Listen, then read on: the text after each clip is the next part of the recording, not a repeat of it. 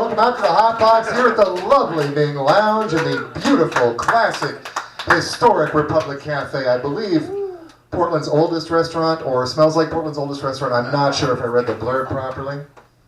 For those of you who are new to the room or who get really fucked up before you come here, I'll go over the rules really quick. Rules, not ruse. That's later. We're long mic. We run 7 minutes. I will light you at 6, but even easier than that, because we're big-time professionals and we're training here, I put a clock out there.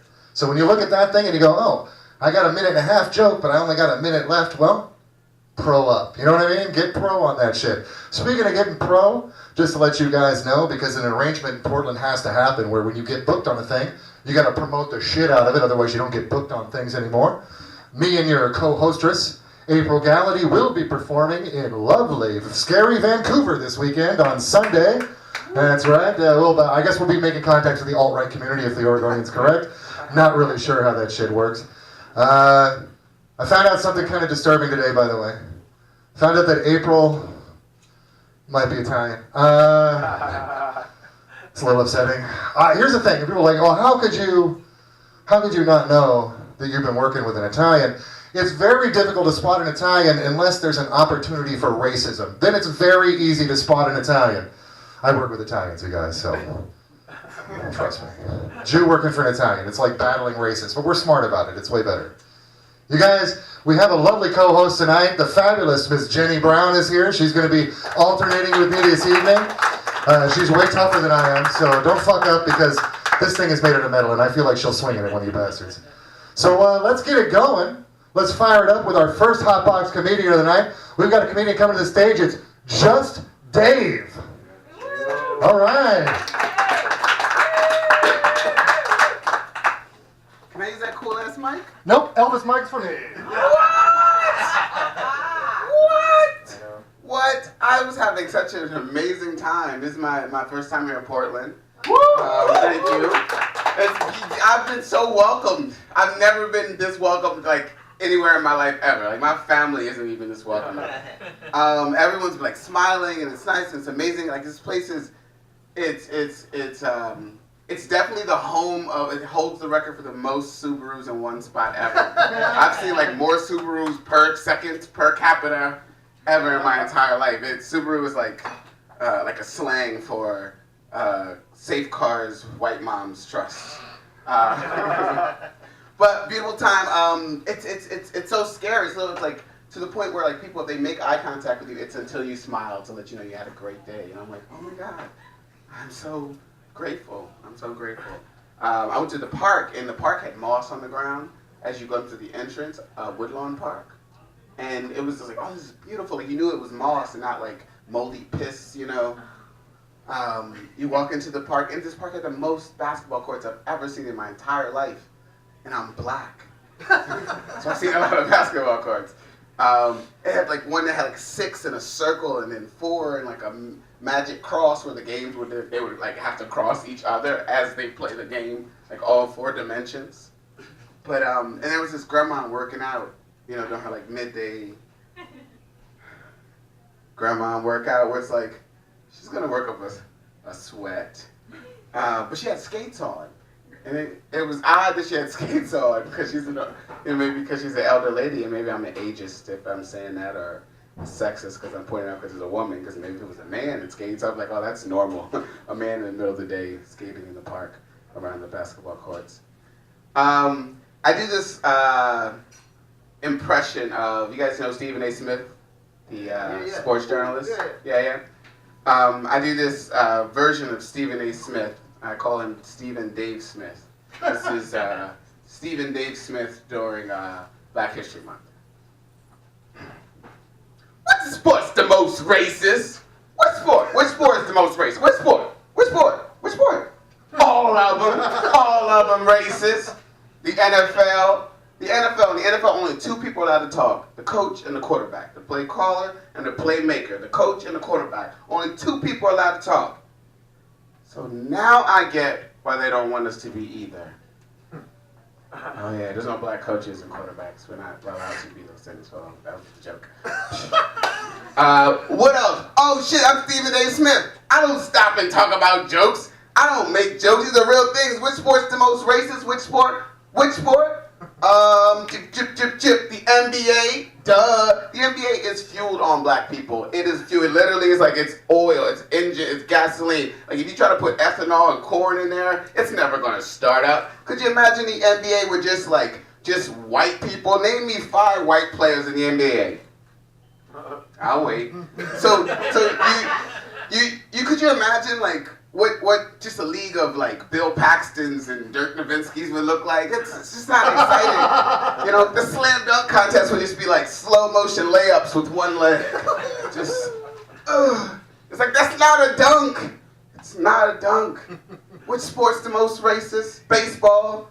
Baseball, it's just racist because it's racist. I'm sorry, it's just racism built into the game. It was like, we'll just use these clubs from work.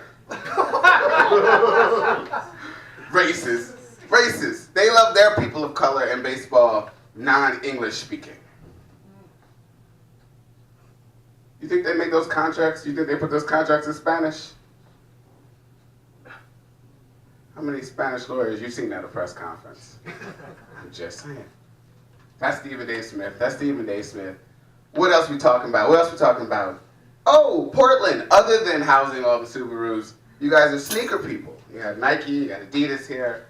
Anybody here into like fancy, you know, I see a lot of like casual and boot stuff, but anybody got like a secret fancy sneaker collection somewhere? Know somebody that has one? I don't know. I think I'm into fancy sneakers. I say I think because I can't afford to confirm. Yeah, like fancy sneakers are expensive. Fancy sneakers are expensive. Purple cats, like, I don't know. What kind of extra is that? But yeah, it says that they're expensive. They're kind of like when you want to buy like a round trip, an international round trip. Like it's like $2,000-$3,000. Like, I don't have that. But you try to like piece together a trip, like on Expedia, you buy like a one-way to Paris, and you're like, I'll just take a train this way, and you'll catch like a short flight to wherever you're going. And you get the trip like much less than what you were going to do. So I think they should let you sell fancy, expensive sneakers like one-way tickets. So you go on your little fancy sneakerkayak.com, and you find, you know, the perfect right one, and, you know, and it's like, let's say the sneaker as a round trip is like $2,600. There's sneakers out there like that are really pricey. And you get your right one, then you go to your sneaker Expedia. You do it in a different browser because you think it'll give you like, it won't take you cookies to know that you already got a price from Kayak on what this should really cost. Then you find the left shoe. You get the left shoe. It's a little worn in more than the right one you just purchased, but nobody's really going to tell the difference if you walk fast.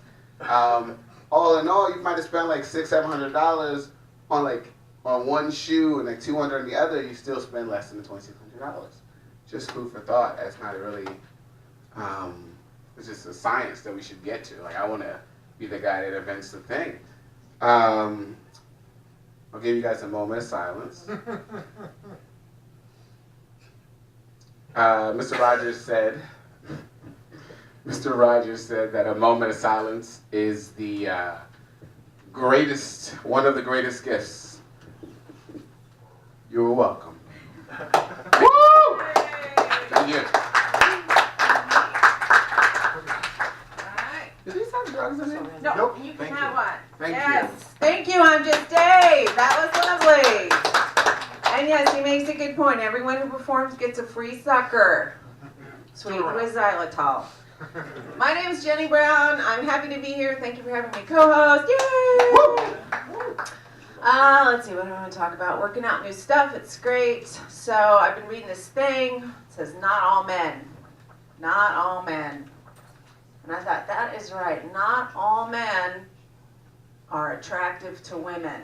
And that's just something you're going to have to learn to live with, people. I've been rejected so many times. When I was a little kid, I was known as the ugliest kid. I was boy crazy from the time I was a little kid. I was never a little kid, first of all. Okay, I've been this tall since I was 5, right? And I always had homemade haircuts resembling a mullet. So I was an ugly kid. And I remember the worst part of being an ugly kid. I was about 10, and I was 6 feet tall with a mullet and a lazy eye, and I was walking across the parking lot, and I saw this cute guy looking at me. And I thought, oh my God, that cute guy's looking at me. Oh, and I was visiting my cousins too, so there was this whole troop of us, my entire family. And as I looked at these guys looking at me, they were all with their baseball team. They started doing this.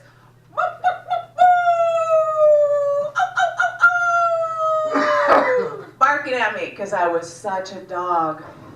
Oh. And you know what? I haven't gone out and shot anybody. Haven't felt the need to go into any male-only yoga classes and bust a cap in anybody's ass. Just deal with it. Not all men are attractive to women. Speaking of which, I live across the street. I'm going to like someone to walk me home after this. So that's the age we're living in, right? It's the chaperone age. We're back to that. Woo-hoo, love it. I used to always be terrified of dating men. All during my 20s, 30s, absolutely so terrified of being attacked that my rule was never date a guy unless I knew I could take him in a fight. So that was when I was 23, I ended up dating a severely diabetic man who walked with crutches and was completely blind. Because I figured if he ever got violent, I could just run really fast for about a block. Or if we were inside, I could just go to another part of the apartment and be very, very quiet. It's really nice when you break up with a blind person because you don't have to move. Oh, Jesus. You know what? He's doing great. I Googled him. He got his MBA in business. He's got a lovely wife and 3 kids. He's doing kick-ass. Beautiful woman. And I thought, God, he doesn't even look like he's blind anymore. And then I remembered that was his trick because he could look you right in the eye. And one night we were in the Bartell drugstore in Seattle to get his things to give him his insulin, his syringes. And there was this guy in the aisle standing there, and he had on the loudest sports jacket I've ever seen in my life. Now my partner was blind, but he could see just shadow. So if you were standing in front of bright sunlight, he could see a silhouette. So he's crutching down the aisle in front of me, and I'm going behind him. And just as we get level with the guy in the loud sports jacket, my blind boyfriend turns his head, looks him dead in the eye, and says, "Nice jacket, man." What else? Back to the sexism theme. Yeah, things are kind of shitty right now. And I'm older, I'm 48, I was born in 1970, and so it's hard for me now because for the first 20 years of my life, I remember when bitches were women. Seriously, when bitches were women. I remember the first time I was riding on Metro and I saw a guy get on the bus and his shirt, over his vast gut as he walked down the aisle, and his shirt said, "Shut up, bitch." And I thought, this doesn't bode well for my kind. When I was in Japan traveling with a friend, it's so modern, but the sexism really slapped me in the face. 3 things I remember very vividly. I learned to speak Japanese before we went there. Nothing fancy, right? But just survival, rent a room, where's the food, where's the bathroom. And my friend I was traveling with hadn't done that, and so I was the designated interpreter. The only problem was, whenever we encountered a male, he wouldn't want to talk to me. He only wanted to talk to the man. And I remember the first time that happened, I was speaking, we were trying to figure out where something was, and he just looked at me and he said, "I don't want to talk to you, I want to talk to him." And I got so upset. And then after that, I figured, you know what, fuck it. And so the next time it happened, we were at a bar, and I just said, all right, and I just sat down at the bar, and I ended up getting free drinks all night from the bartender because my Japanese was so good. I'm just working stuff out, guys, so what was the other thing? Oh, on the same theme, that's my time. All right, I'm going to bring up the next one. So, more sexism, blah, blah, blah, and I want to, in conclusion, like to say I love Otto and I think of him often. Hope you get that. Okay, so who's next? And you are Gene DeBrewer. You are not that guy. Who are you? Gene Deweber. Gene Deweber. All right. So let's give a warm Ming Lounge welcome to Gene Deweber. Welcome. Yeah, Gene. It's actually on brand to be introduced as the wrong comedian. I've had that happen so many times. I've had Deweber, Chad, Alan Gemma, which doesn't even make any fucking sense. Just over and over again, people keep on introducing me as the wrong person. Something else on brand for me. I recently realized that it's been about a year since the last time I've had a date with a woman. And, you know, like people would be like, hey Gene, have you had sex recently? I'm like, no, but have you hung out in your bedroom the entire day and watched the movies you want to watch? It's a lot nicer than it sounds, honestly. Or you know, you haven't lived until you've had a night of drinking where you've woken up by yourself, not having to worry about if you're going to get an STI by the stranger that's sitting in your bed. Yeah, I am, oh, fucking hell, okay. Working out stuff. Oh yeah. So I don't know. I recently did realize that my dating pool opened up a little bit. I went from being really Christian to a spiritual free agent, or as I like to call it, you know, basically just poly-religious. I don't know what the word would be. I'm agnostic. So now I realize there's even more women that don't want to date me. So that's pretty great. I'm pretty sure though, like there is someone out there for me. Like I'm monogamous. That's the one thing I've kind of stuck with the whole from a religious. Like I'm sure there's a woman out there. She's somewhere in the world, and she's just waiting for me, to help her get that green card. Anybody heard about this show called 90 Day Fiancé? Like, now it's apparently what they do is they it's kind of like a reverse catfish, except for you basically, it's a woman who meets a guy on the internet and then realizes he's just a slob, but she has to hang out with him for 90 days to see if they want to get married. My sister was talking to me about it, and she starts describing the kind of guys. She's like, they just have these messy apartments, they don't dress very nice, you know, they don't really have a lot of life direction, and my first thought was like, wait, there's hope for me to find a beautiful woman who wants to be with me? Okay, that's apparently that's just sad for everyone. Thank you. Fucking hell. If you can't make fun of yourself, I don't know if you can make fun of anyone. Let's see, what else am I working on today? I'm tired of people acting like animals are innocent just because they don't speak the same language as them. I don't know, especially people who treat their pets better than they actually treat their kids, you know? I'm actually concerned. I think that pro-life picketers would have a better time if they just had signs that said, what if your dog was aborted? And they just had a picture of a litter with just a bunch of X's on their eyes. I specifically, I don't understand cats. I don't understand, imagine if your cat... you had a kid that acted like your cat. They just one day they bring half the neighbors over to your bed, just dead on the bed, and they're like, they're just saying that we're part of the family, you know? Cats will eat you alive, or if they think you're dead, they'll just start fucking eating you. They're essentially just the Jeffrey Dahmer of the animal kingdom, guys. That concerns me. That people are more okay with that, and that they still won't fucking deal with each other. I'm just gonna keep on looking back at my list here because I'm working on shit. I got a big family. I'm youngest of 7 kids, which is, yeah. Boatright always just scoffs at it. It's just this is my nightmare. There's more people that look like him. I'm just gonna keep on shitting on myself all night tonight. I've heard this. My family is Christian still, and I've heard this Bible verse all my life. It's "Be fruitful and multiply." I've got 16 nephews and nieces, and another one on the way. They took the whole idea of a family tree and went straight for the orchard. It's I don't know. They're just a bunch of overachieving assholes, really. I've been thinking about it. I think that hospitals should start offering this thing. You know how coffee shops have punch card systems? I think that hospitals should do the same thing, except for every 4th kid you get a free vasectomy. And then the 10th kid you get a free coffee, because at that point you're gonna need it, right? That's just what I'm thinking.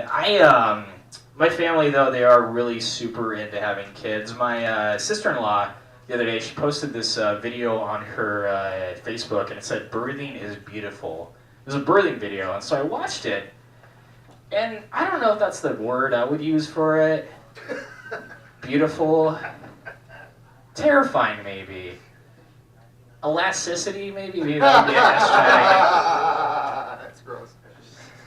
Like, if you want to, like, picture in your mind, imagine, like, a swollen plum trying to just shit out a grapefruit. That's pretty much the closest thing I could think about.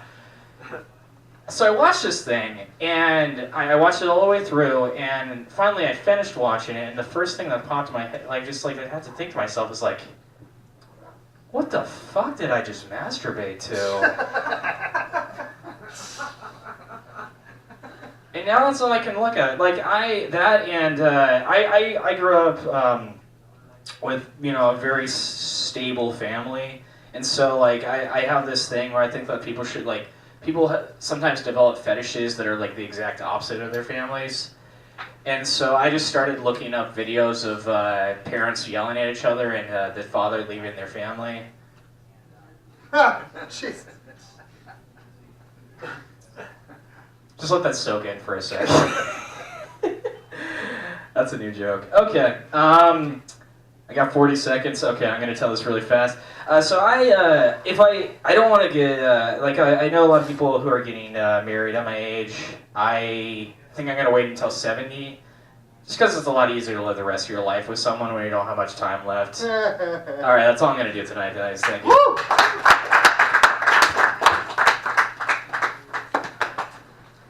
Deweber, everybody. Does anybody believe for one fucking moment that he came from a stable family? Is anybody buying that shit? Do you mean, when you say stable, do you just mean like awful to the same degree every fucking day? Because I buy that. Just Dave brought up white basketball players, and I can only think of two. He mentioned one, Nowitzki, who I think he's retiring, and Kris Knutson, who's probably going to have to retire too, right? That's it. Is that all of them? Bill Walton's still playing? No, so I guess that's it. No, there you go, all right. Is he tall, pasty, and looks like he was at Chernobyl when that shit opened off? Yeah. Every fucking white guy in the NBA looks exactly the same. They all look like Justin fucking Hammerman. Christ. Anybody ever get attacked by vegans? Does that ever happen to you guys? Only in a day of Facebook. In the real fucking world, you don't get attacked by vegans, right? Vegans not going to in your face go, "Hey, by the way, I'm anemic. Would you want to confront me, please?" No. But I got attacked by vegans. They said I was bullying them. And I had to think about it. Look, shit happens, man. Look at me. I could be bullying people and not be aware of it, right? I could be like that. So I really thought about it, and I think I might be. And I realized the issue. If you're a vegan and you feel like I'm picking on you, rub a hamburger on yourself, because you smell like fucking food, all right? Yeah, it was like 96 good, right? Like if I'd have gone back 25 years and told that joke, it would have been killing right now. I'm that old. It's fine. I have memories that are like that. But you know who doesn't have memories from back then? The next comedian coming to the stage, my friend, your friend. He's a little special. He's a little delicious. Mr. George Rosenbaum. Special and delicious. They put me on the menu. I don't know. Gene Deweber. You missed the other name, Gene Deweber. He's not in the room, and no one can remember that joke. Fuck that. There was a guy who was walking in here who's like, "Hey man, there's locks on the bathrooms. Does anyone know how to unlock the bathrooms?" And I'm like, "Yeah, you gotta go ask the bartender or the lady up front. That's how you get the key to use the bathroom." And he's like, "Cool, man, because a man can't even use in this bar anymore." This happened today. This happened tonight, like 30 minutes ago. When he says use, he means inject himself with drugs. Man, you can't. We don't live in America anymore where you can just walk into a bathroom and shoot up. This place sucks. Fuck this country. Really, nothing. I feel like I'm explaining the premise over and over when the punchline already happened. That's a painful feeling. So I host several open mics, I host one open mic at Harvey's Comedy Club, and I'm glad that the month of February is over, because it means that white comedians can stop telling their horrible Black History Month jokes. Thank God it's fucking over. One night it got so bad I had to stand up and put a stop to it. I'm like, oh, thank you, Brittany, for your wonderful take on George Washington Carver. Listen, I'm a Jew. I get Holocaust week. We take that week and we like it. This is why we date Catholics. They're easy to convert. They're like, the guilt is very similar, you know. We gotta get them from somewhere. Look, we gotta tell people that we're Jewish, and we gotta start dating Catholics and spreading the good word, because after that whole Holocaust thing, we have to proselytize a little bit more than we'd like. Numbers are down. Oh Christ. I didn't even mean that one. So, who here is a fan of Bill Burr? Yay! Bill Burr does a lot of jokes where he's like trying to make a point, right? And as part of making a point, he'll like take the mic stand, lean on the mic stand, and go, you know, I don't know, guys. You know, I don't know. I just don't feel that way about it. I don't feel that way about it anymore. It's not the 80s, and you can't say the F word that isn't fuck anymore. It's a different time. I grew up in a different time. When Bill Burr says, I don't know, that's how you know he knows. And he's just not telling you, because he's a dick. You want to see my Louis C.K. impression? Yeah. Done. Yay, everybody's seen this joke already. Shit. Alright, I guess I'll spitball with some new material that I've barely written out. Yeah, it's a workout, Mike. Feel ready to do push-ups on this concrete floor. Ooh, get some calluses in there. Get that Rocky training in. I don't know. So I watched Abducted in Plain Sight, and it's a horrible story about an evil pedophile who sexually molests an entire family. Now I would think, like the whole family gets it. I would think that at some point there would be like a conversation. They're like, wait a minute, he raped you? Oh shit, he raped me too. Oh man, we need to beat the fuck out of this guy. He started a love triangle between the mother and the father. His first plan of action in order to get to the little girl was to get the father to give him a hand job. This pedophile got a hand job from the dad, and the dad acts like he was tricked, as though you can accidentally give somebody a hand job. Now, I want to believe that this man is in the closet, because the alternative, that he is truly stupid enough that you can accidentally give him, that he can actually give somebody a hand job, is a concept so frightening it would make my head explode on this stage. Imagine that. Like, it's not even like a passive experience where it's like, oh man, I'm getting a hand job that I don't want. Just think of birds. Just think of birds until it's over. No, you have to be an active participant. You have to look that dick in the face, and you're like, yeah man, we're doing this. All right, I'm paying attention to how hard this is. I'm gonna stroke a little faster. Like, you have to be in rhythm with the dick. And so he had an affair with the dad, and then he had an affair with the mom for 8 years.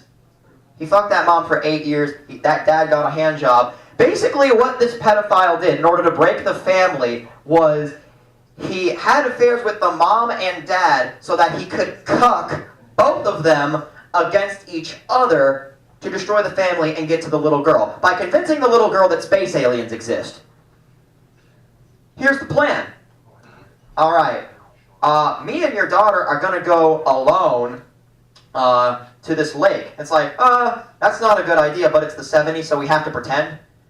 And I'm going to give your daughter a vitamin. And the vitamin ends up being a sleeping pill, and she wakes up. Nothing bad has happened yet. Well, bad things have happened, but nothing sexual's happened yet. This dude rents a motorhome.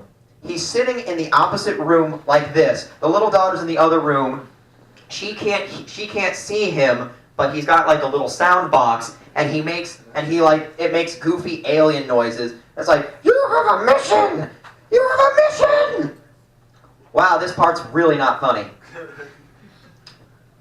I feel like I was never going to know until I said it, so fuck it. Yeah, sure. What do I want to end on that you guys don't see all the time? Guess what? I bought a brand new car! Woo! Because I totaled the first one! Because because I have ADHD and I shouldn't be driving cars. Now when I show up in the car and they're like, oh shit, did you trade up? I get to say, no, mental disorder. So now I'm on Adderall, and I'm scared of it. I haven't taken Adderall in over a decade. It's kind of a scary fucking drug. And it makes me wonder if I ever had ADHD in the first place. What if I was a perfectly normal kid, and their parents decided they wanted a super genius, so they fed their kid the cousin of speed? And all my mental problems that I have now is because I'm a former drug addict. That might do it. I want a rocket doctor. Feed my kids drugs until his teeth crack in the middle of the night from the grinding. That's about all I'm gonna get. I've got 1 second. Thank you.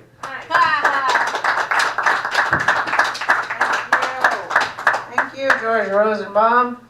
I look forward to your jokes about grooming behaviors. And Michael Jackson, we haven't gone there yet. There's lots of rich ground. Okay, I'm really excited to bring up your new comedian. Well, he's new to me, so I look forward to seeing him. Let's welcome Kris Knutson. Yeah.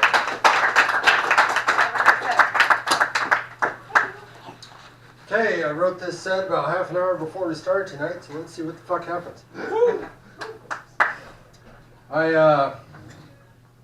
First of all, I gave up. I turned down an all-night, uninhibited, unrestricted opportunity for bondage sex to come here and be with you guys. So I need you to at least laugh at one or two of the jokes. And I got a few of them, so I mean, the odds are good. Suicide's always an option, so help me out here. I had Taco Bell on the way here because, I mean, like I said, if you're trying to end your life, at least do it slowly and savor it. You know, think outside the gun. Should just stop right there. No, I don't do a lot on Friday nights. I quit drinking. I came out of a blackout at a swingers club doing 350-pound women in front of a crowd of about 30 people. True fucking story. I was supposed to be getting diapers and baby food. That didn't work out. I remember coming to behind what appeared to be a large, like, light pine table. And then I realized it was the back of one of the women. And then I slowly turned around to see 30 people, half of them old men jacking off. And then I faded back into the blackout.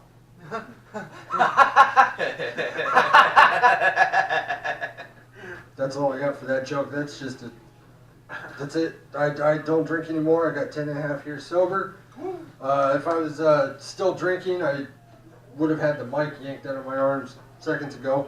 But no, I'm just like any other normal dude trying the dating scene. Gave up on OkCupid, gave up on Plenty of Fish, or Plenty of Fucked Up as I call it. I'm on Farmers Only now, since it's the only one left I haven't tried. And I went on a date the other day.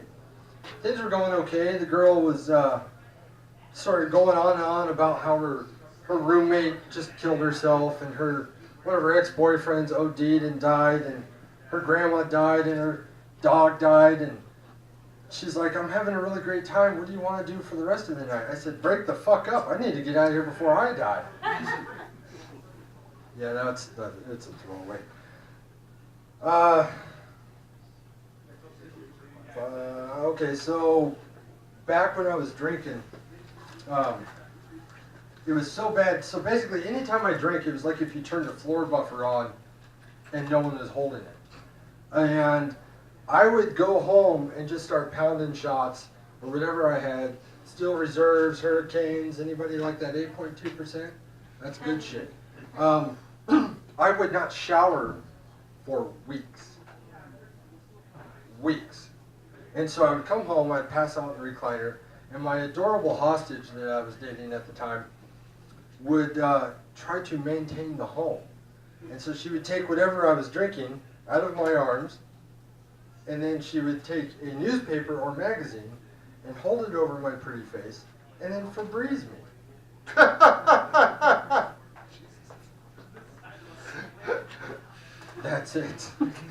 That's another true story that is fun to talk about. Fuck else, I had something else I wanted to shotgun out. Oh yeah, I called my own phone. I saw my own phone number on a bathroom stall, so I decided to call it. I had a great time. Thanks, have a good night, everyone. Woo! Thanks a lot, Kris. Let's keep it going for Kris Knutson, everybody. Oh my goodness. Talk about, oh my goodness. You know, the Steel Town Reserve thing really takes me back to also a very depressing point in my life. Yeah, Steel Town Reserve, by the way. If you're just drinking Steel Town Reserve, go to a shrink. That's the diagnosis right there. If you think, oh, I got $1.05, I'll drink 20 ounces of this stuff that tastes like vomit going down, go to a shrink. You're fucking depressed. You don't even need to wait for the no bathing thing, honestly. The Steel Town Reserve, that's dark, man. Right on, bro. Good for you. That's fucking great. That's fucking great. You know what? Let's keep the party rolling. We got a new hotboxer to me. I've only seen her, I think, one time before, although I do get really fucked up. Not at Steel Town Reserve anymore because my tummy won't handle it. Let's give it up for Ms. Jamie Paxton, everybody. Hi guys, how you doing? I am Miss Jamie Paxton.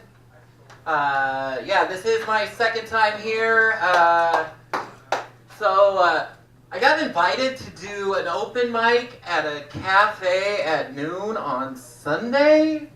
And I'm like, honey, I don't think my jokes are gonna land there. So I sat down and wrote a clean set. I figured this would be the perfect place to test it out. Like I said, I am Miss Jamie Lynn Paxton, and I am a 40-year-old trans housewife. That means I don't have much of a social life, and I'm really good at awkward eye contact. I get lots of personal questions. You know, people have them. I carry around crayons. I'm a very open person. I screwed that all up. You could ask me anything. I'm not easily offended, obviously.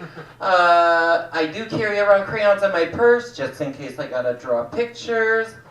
Sometimes kids have questions like, what's your name? End of list. Mommy, that's Jamie. Aren't her nails so pretty? I love them. My partner has a 6-year-old boy. His friends come over and he's like, yeah, that's Jamie. She mostly cleans things and tickles me. Can we go play now? Teenagers can be a little more awkward, but what teenager isn't? I know I sure was. Teenage girls, they want to know what Instagram filter I use. It never occurs to them to ask which pronouns I use. They're just like, by the way, I am #NoFilter kind of girl. Those creepy, super makeup-y, it's just creepy. When you put my face that pretty, no way. Teenage boys, I don't have Facebook, so teenage boys, that's how I keep up on whatever the latest trans meme is. Usually Caitlyn Jenner, something something. I'm really glad she found herself. I just wish she would shut her fucking mouth. That wasn't clean. Let's see, millennial girls have questions too, like where do you get your nails done? Oh my god, they're amazing. Millennial boys, one of two ways. Either I remind them of their mother, or I'm a cougar, which is flattering until you realize they graduated high school like 2 years before my son. Gen X women are very sweet to my face. They're so pretty and passable. I'm like, thank you. I'm so glad I could be here to make you feel better about what a good person you are. Gen X men, they can go one of two ways too. Either it's super long and awkward eye contact, or they have questions about butt stuff. Like, talk to your doctor. Maybe a therapist. I don't know. And then we get to boomers, and boomers, I'm sorry, I just don't have enough crayons. Thank you guys, that was the clean set. I'm not done. I have more jokes. Let's see. Sports, anybody like sports? Yeah, I hate sports too. I really do. I did play football in high school, not because I wanted to. Obviously, it was my stepdad's plan to make sure the girl got beat out of me when I wasn't home. Oh, come on, guys, it didn't work. After football came wrestling, which was mostly just awkward. Not that I minded being mounted by pubescent boys with semi-hard-ons. I just wish they were basketball players. You know, 6 foot, 190, not 5'5" and 230. Let's see. My first fling in high school was with a girl who turned out to be a diesel mechanic. Shocker, I know. The first time we were gonna have sex, she was like, "Where do you want to do it?" And I'm like, "Somewhere no one will see us." So she took me to the blind school parking lot. At least she moved her tools and put a towel down, which is more than I could say for some of you guys. My current boyfriend, Nadia, I met when I was bartending, and she came in and ordered a beer, and we're making that awkward eye contact like I do. And she says, "Just so you know, I'm not into chicks with dicks." And I'm like, "That's great, because I'm not into toxic masculinity." Turns out we were both wrong. I'm living my dream as a 1950s housewife. I'm just kidding. She's great. Anyway, so I've been doing this thing for like a month, and I'm figuring it out. I'm having a lot of fun. I post my little videos to my Instagram, all 45 of my followers. And Monday night, I bombed really hard, and I was like, "Ooh, I don't know if I want to post this." So I decided to post it on Pornhub with the title, "Trans Housewife Fucks Herself with Microphone." Subcast, basement full of degenerate basement dwellers. Yeah. Hey, all, what's the word? All promo is good promo, whatever the thing. Like, North Carolina, they introduced the HB1 bill, the trans bathroom bill. Pornhub's trans porn analytics jumped 60% in North Carolina. That's a true story. So basically, you guys are happy to masturbate to me in your basements, but you just want me to shut my mouth. So it makes me so happy because you see me like every other woman in your life. Yeah. That's about my time. Thank you guys so much. Take a sucker. Jamie Paxton. That was awesome. I can't believe you haven't been doing this a month. Congrats. Welcome. And hey, you guys, if you don't have a complete set, don't worry. This is a working mic. So just get up and work out your stuff. That's what we're here to do. That's great. I'm going to keep it rolling, save my punny witties for later. Please welcome to the mic, Mr. Josh Flores. Welcome. Have a great set. I'm gonna grab one of these before I forget. Okay. My name is Josh Flores. I moved to Portland for one thing and one thing only. It is a lot of fun fucking with white people. Too much fun. I walked into a coffee shop, sat down a typewriter, and I asked for the Wi-Fi password, and I watched all the hipsters in there cringe. It was great. I had a woman bump into me on my way out of Fred Meyer the other day, and she says, "Oh, I'm sorry, And I mumbled, "Not yet, you're not," and I walked away, and I just let her have that.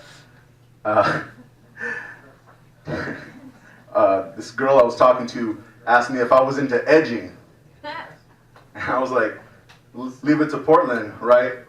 To have fetishized, I'm gonna fuck that word up. It's a fetish to watch a Mexican work in your yard. You know? Fucking Portland. Edging? Alright. I don't know. It's too much. I love fucking people. This woman walked up to me at the store the other day and she says, "Hey, you seem a little familiar. Do I know you from somewhere?" And I said, "No, probably not. I'm new to Portland." And she's like, "No, I feel like I've seen you somewhere. Where do I know you from?" And I was like, I don't know. I did a bunch of amateur porn films. Girth Brooks, does that sound familiar? No, obviously, we've never met. She was great. I get confused a lot for a small Samoan, which is nice. I'm actually a large Mexican. It's a very fine line, apparently.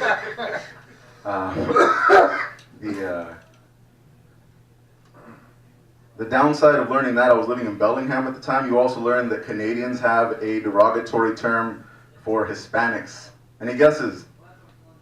No. Obviously not. Frostback. Frostback is the derogatory term for Mexican. I'm not mad, I'm just disappointed. That's lazy writing. You know, if you call me a frostback, I can't argue with you anymore. Like, what are you, an Eskimo? Is that bad to say? Are they not Eskimos anymore? Indigenous? Inuits? Something? I knew I was gonna fuck this up. This is Portland. I'm just here to mess with white people. That's all I'm here for. How we doing, everybody? This is a creepy room, isn't it? This is a fucking creepy room. What else is creepy? Let's talk about something creepy. Hugs are fucking creepy, right? Everybody like hugs? You seem like you're a hugger. No? Hugs are fucking creepy. Think about it. Like if you barely know somebody and they come up to you and they're like, "Hey, let me wrap my body around you for like 10 seconds." That's unsettling, right? Fuck that guy. Remember that guy back in high school with all the girls? Where's my hug at? Like, why does he want a hug so bad? Why can't somebody just hug this guy? Why does he have to ask for hugs? He's obviously got to be huggable, right? You're not just asking for hugs and you can't give out hugs? All right, cool. I feel like there's too much hate in this world, but I also feel like it's hereditary. Like hater guys find hater girls, have hater babies. It's just gonna go on and on forever and ever. And that makes me a little sad, but I also understand that it's really hard to say I love you to someone, right? Like, say you're on like a second date with someone and somebody says I love you. Like, that's a very uncomfortable situation to be in, and I understand that. But it's like, she's the one that invited me over, said she had 2 blunts rolled and a bottle of Hennessy.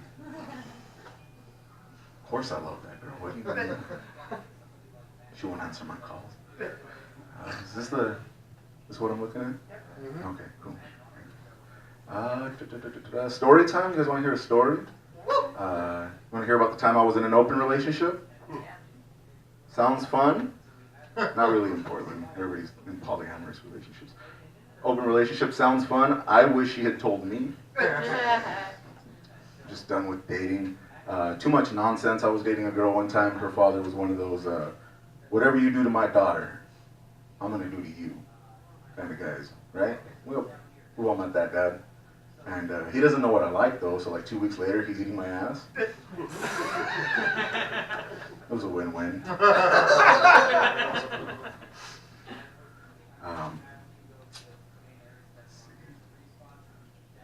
So I was 16 years old, and I'm sitting in health class, and the teacher in front is talking about seminal fluids for whatever reason. And he gets to the fact that there are small traces of sucrose in semen, right? Fun fact, alert, not everybody knew. Obviously not the girl in the back of the class whose hand shot up, and he says, "Yes." And she says, "Do you mean like sugar?" And he says, "Well, yeah, it's essentially the same composition, and then she says, then why is it salty?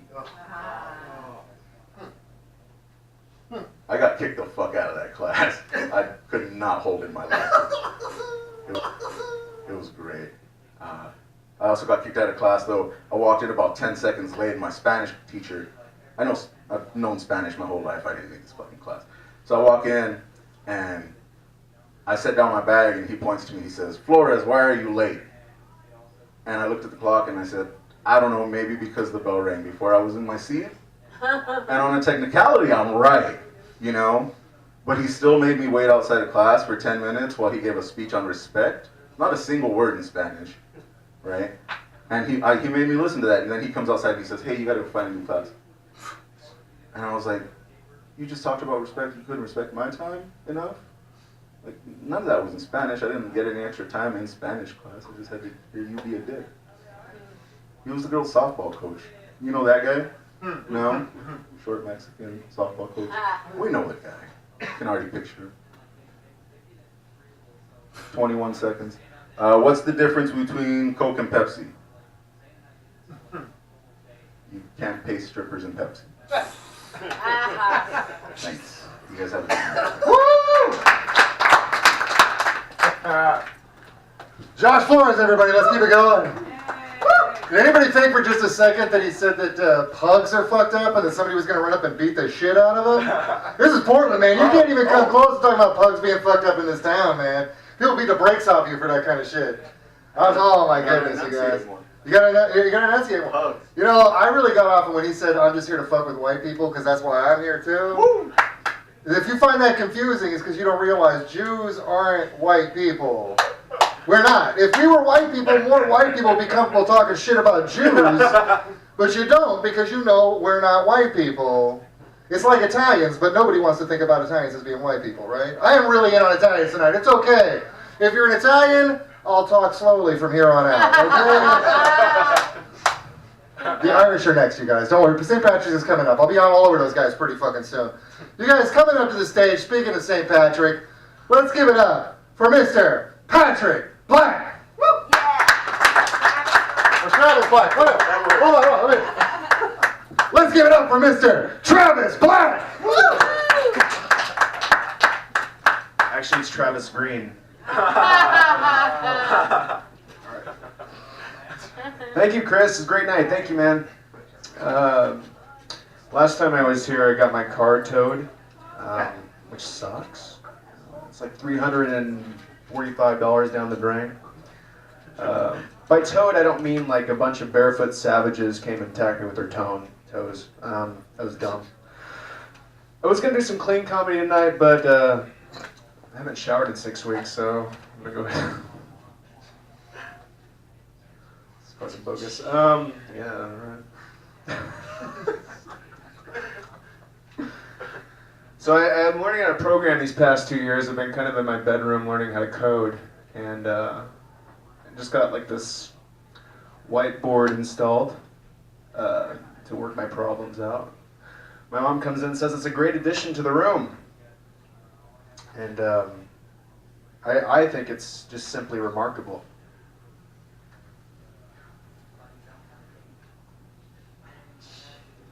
I guess that one didn't land right. Landing gear failure. Yeah, so you know, I've been going to the gym a lot lately for the past couple years. That's what happens whenever white guys need confidence, I guess. I go to the gym. There's a bulking cycle and there's a cutting cycle. Bulking cycle is when you eat a surplus of calories and you lift heavy weights. Cutting cycle is when you lock yourself in your bedroom, crank up the Cure, put on lipstick, smash a mirror, look at your fragmented self in the reflection, pick up a piece and go to town. So.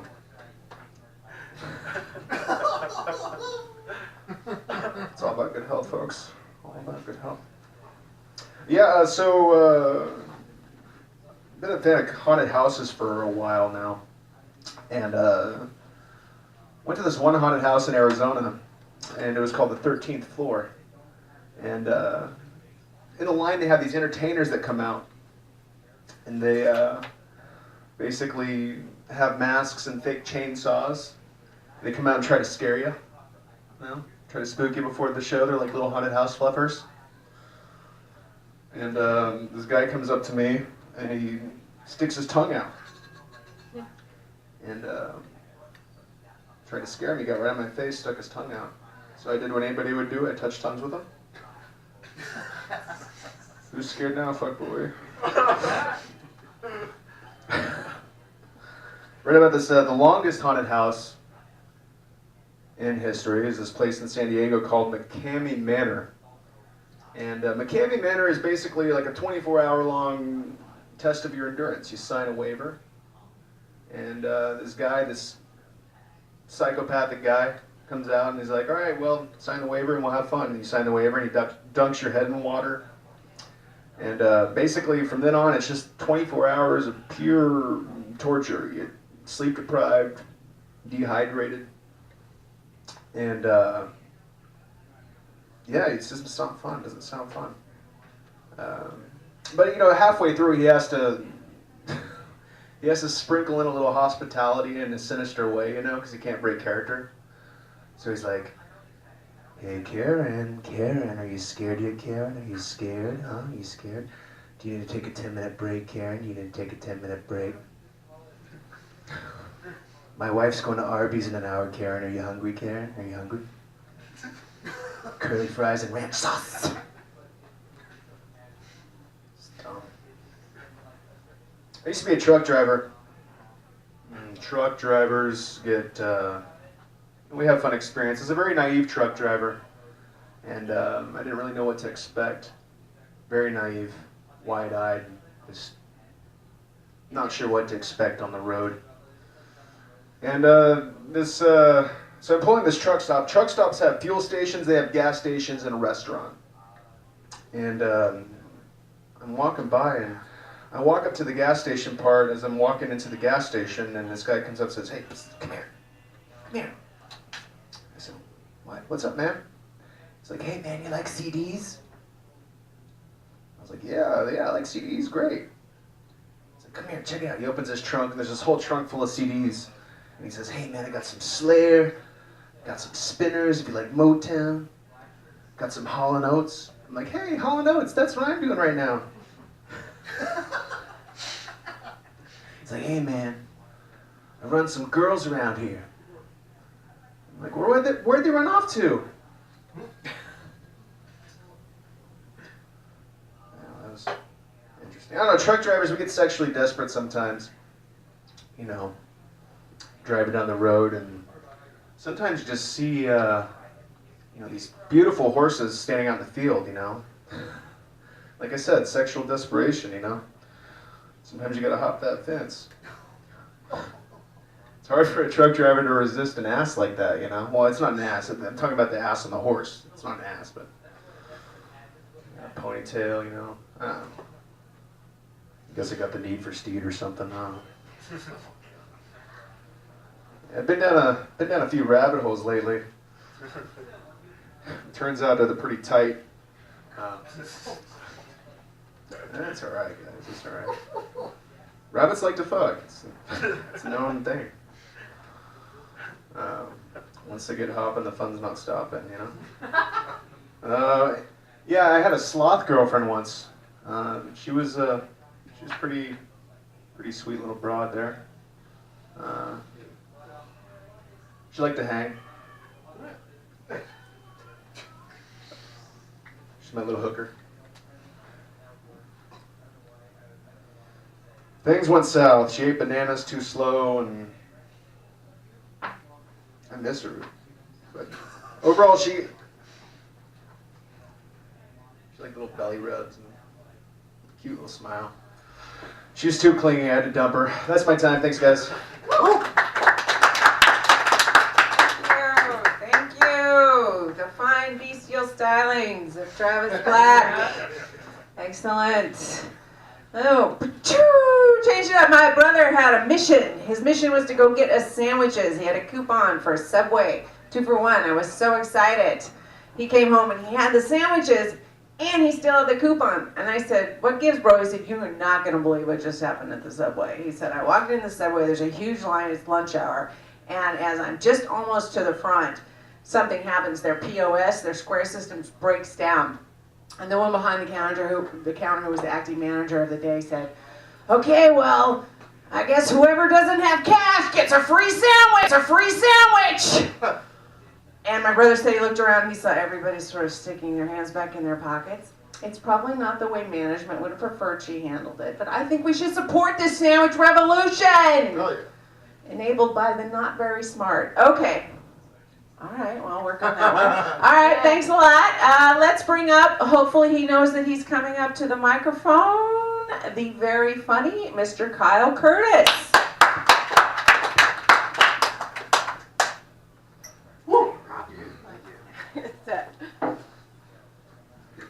Thank you, Jenny. Wow, you really could not have set me up any better, actually. I'm going to do something a little different tonight. I'm going to do a little interactive part of the set. I'm going to hand out these pieces of paper to folks. I'm going to do a drawing afterwards.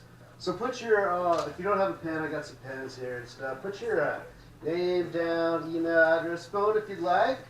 And the winner of the drawing is going to get their choice of their own 6-inch sub from Subway. So that's the plan. I know what you're thinking. You got some questions. Pass me back down to Linda.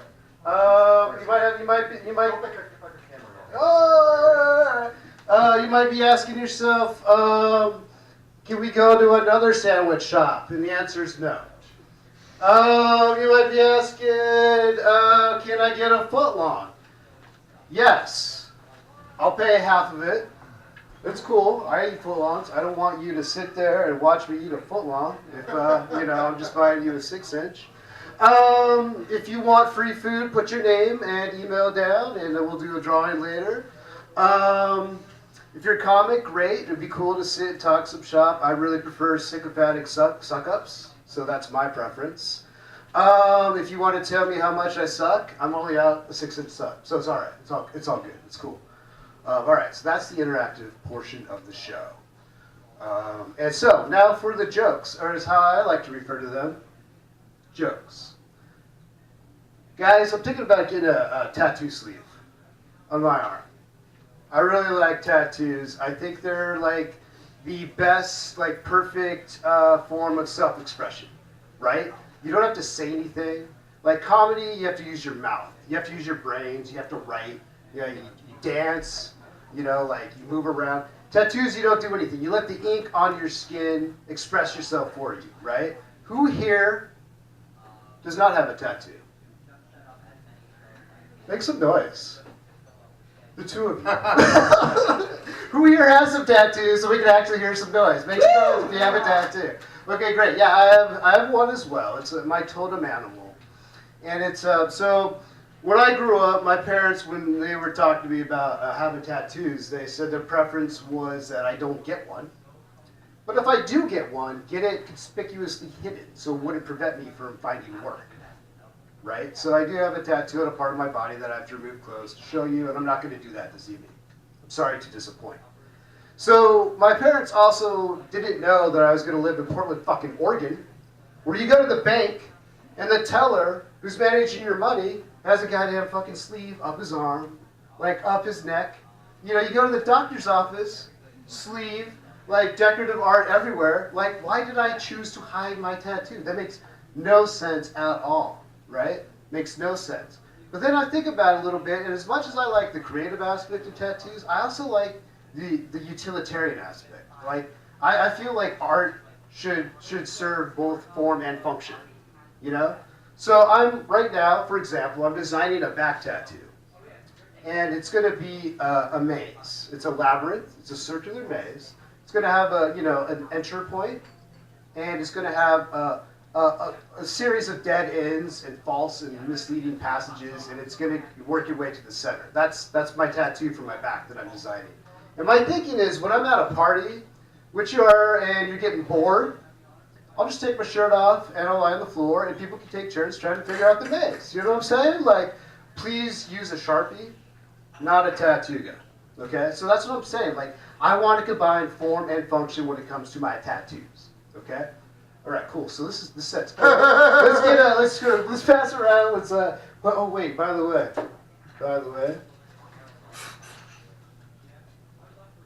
Oh, he just put something in there. Was that his name? Is that part of the bit? Was it a fake name? Oh, you have to play yours in to get the sandwich. All right. So, my idea for a sleeve. This is what I'm thinking. Thinking about getting a sleeve. You know how people like have little like sayings, like mottos or something that means to them, and it's like handwriting, right? You have to look really closely to see it. So I'm thinking about getting one of a list of red flags about why you shouldn't date me on my arm, like down there, like on my arm, right? And then so that way, like if you want my number, just look, like. Okay, does this make sense? Like figure it out first. And then, but that doesn't really work because that's only half the way, right? Like you can't just have your red flags. That's only part of the narrative, right? When you think about all the reasons why you don't like yourself or why you think others shouldn't like you, that's not true. You're not as shitty as you think you are because you know what? We're all awesome. I'm awesome. You're awesome. You're awesome. You're awesome.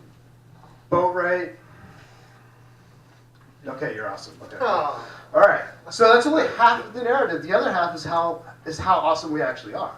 So that should be the other arm, right? That should be the sleeve for the other arm, is the list of how cool you are, right? Like all the different reasons. Now the trick is, if I do this, you have to be honest with yourself, and that's the thing. Can you because both lists have to be equal in length, right? Like you can't be like, oh, my right arm is so long. Look how fucking pathetic I am. Don't you want to pity fuck me? That doesn't work. That's not how it works, right? And also, on the other hand, like you can't have this arm be super long and only have like a few things, like my farts stink. I have the occasional delusions of grandeur. And my penis is too big. Like, nobody's going to believe that. Like, you have to be honest with yourself and with other people. And so that's my idea for my sleeves. I don't know. That way, maybe I'll get hired as a bank teller. Maybe I'll get hired as a medical officer, and I won't be hiding anything up my sleeves. Okay? So that's what I'm thinking, you guys. What do you think? Yes? No? All right. Let's find out who wins a free sandwich. Bated breath. Bated breath.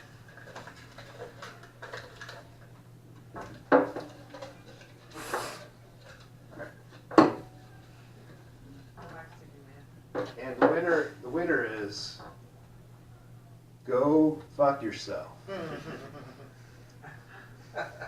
Thanks, Matt. Appreciate it. Who's Matt? Matt, where are you? Oh, that's probably me. Cool. All right, I'm buying you a sandwich. Thank you. All right, my name is Kyle. Appreciate it.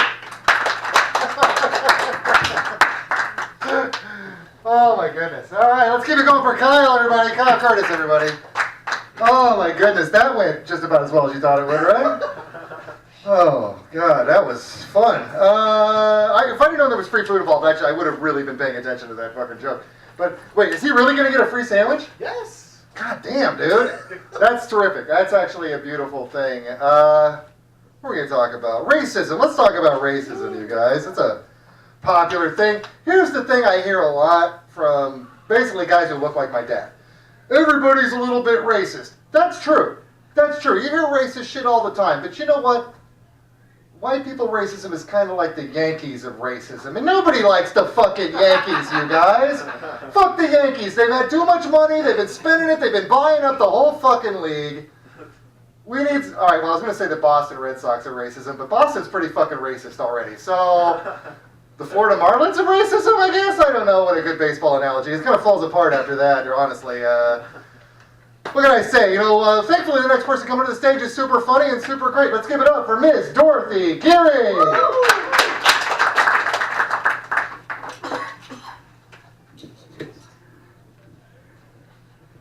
Hi there.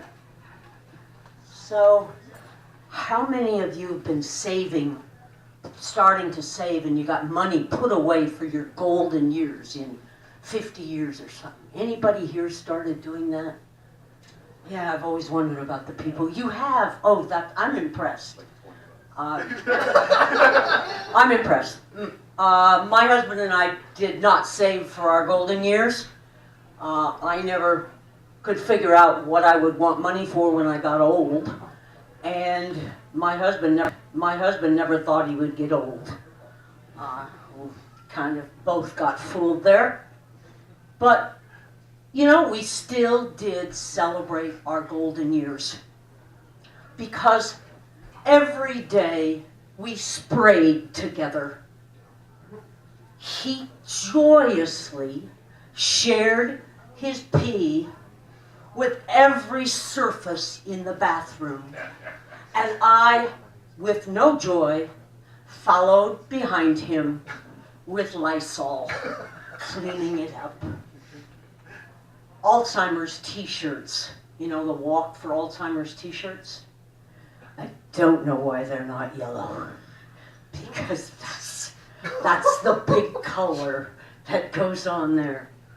So I can tell, you know, and every time I go to an open mic, almost always somebody walks up to me and says, "You gonna perform the open mic?" I'll say, "Yeah." And I know they think I'm not cool enough. And I see you, she's talking about Alzheimer's and stuff. She's not cool enough.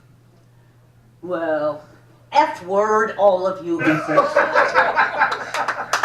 How cool do I have to be, for God's sake? I know that if somebody calls something dope, they're not referring to a drug. I've also had more sex in my life than anybody in this room. After all, I was married for 51 years. You're thinking what there? That I had more or didn't have more? Oh no, you're thinking you don't care. Yeah, I get it. So, but the other one is that last spring, I smoked pot for the first time in my life. Oh, God. You know, what the fuck? Every time anything happens, at all that I do anything, now that I'm old, people get excited about it. If I were 18 and said I smoked pot, you wouldn't say anything, right? You'd be real happy for me, but you'd think, so what? Well, you know, all it is puffing in and out. It's not like I climbed Mount Everest with no oxygen, for God's sake. I've been breathing unassisted 24 hours a day my whole life, and I still can when I puff. So back to pot. It was the first thing on my bucket list, and I was sharing the idea with some of my friends in the neighborhood beer place. You're probably going to be surprised to know that no one wanted to join me. It's probably not too fun to do it by yourself. You can fall and nobody knows. But a young man named Travis was there, and he offered to help me. So we made a date to meet in his apartment the next week, and it went real well, except for one thing. After every puff, he took the pipe away. I really liked it. I wanted to just grab it, but, you know, he did not sign up to be my temporary caregiver, you understand. And I also thought he's being really nice, but it might be really awkward for him if I kind of passed out and his friends came over, 20-something friends came over to party later. I could just kind of picture, "Hey, Travis, what's with that little old lady on the floor?" Oh, I made a date with her in the bar to come smoke pot, and she had a bit too much. Travis, I think dating grandmas and to smoke pot until they pass out is more than kinky. So, I have changed my mind on one thing since smoking pot. I do believe that it's a gateway drug. And I have anecdotal evidence of this. After all, that's stacked with scientific evidence. Let's just do anecdotal evidence. I used to only drink beer and wine, but after I smoked pot, I noticed that about once a week, I was just so tempted, and I just had to order a chocolate espresso martini. And I can't control this. It's just happening, never happened before. So I'm going to, if I notice that I'm starting to do tequila shots, I'm not going to accept any more dates to smoke pot. I don't know, but how many of you have had measles? Yeah, I have too, and I feel so lucky because I just read a new study that came out, and it was it was interpreted by the wife of a cabinet member, and she put it on Twitter, and she tweeted that this new study shows that having measles is going to fight cancer.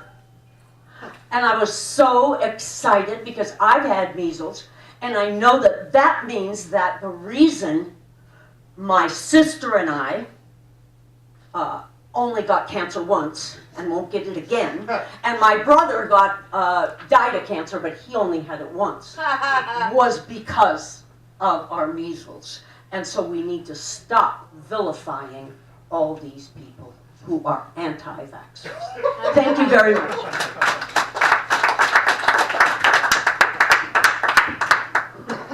Dorothy Gary. Whoops, sorry. All right, cool. All right, let's keep going. Just a little quick housekeeping thing. I'm sitting over there. I give you the light. That means you have 1 minute. If I think that you haven't seen me, I'm going to keep flashing you the light, okay? That means wrap it up. All right, cool. Next guy, I've been seeing him around for a few years. I always enjoy him. Let's give a warming welcome to Alex Avery. Woo!